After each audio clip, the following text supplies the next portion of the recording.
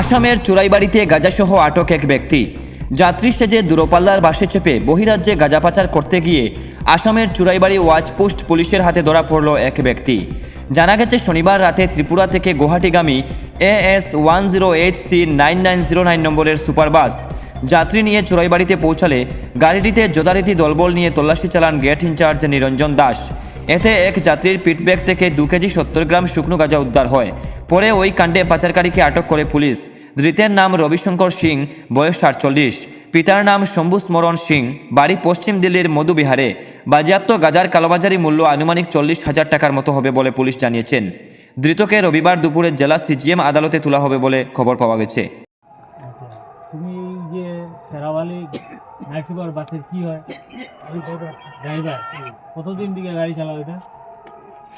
এই গাড়ি চালাইতেছি প্রায় 2008 থেকে। আচ্ছা, আজকে কই থেকে রওনা হয়েছিল গাড়ি? আগরতলা থেকে। আগরতলা থেকে। তো তোমার গাড়িতে যে তোমার সামনে যে আমরা একজন প্যাসেঞ্জারে আমরা অ্যাপ্রিহেন্ড করছি, মানে ধরছি বা চিনাক্ত করছি, তার প্যাকেটের মধ্যে গাঞ্জা পাওয়া গেছে, দেখছো? দেখছি। সে কোন জায়গা থেকে উঠছিল? সে এটা আমি করতে পারি না, কারণ কোন জায়গা থেকে উঠছে। আগরতলা থেকে আমি রওনা হয়েছি, আমি তো তোমার প্যাসেঞ্জার লিস্ট আছে না?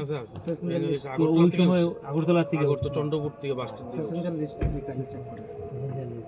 তো এইভাবে গাঞ্জা নিয়ে তোমরা একটু দেখতে লাগে না?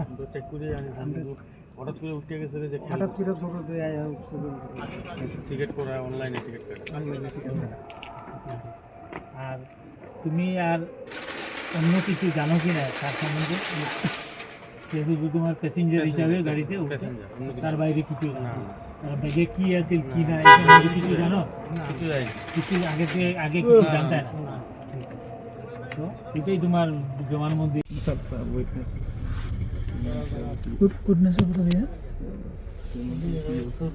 ড্রাইভার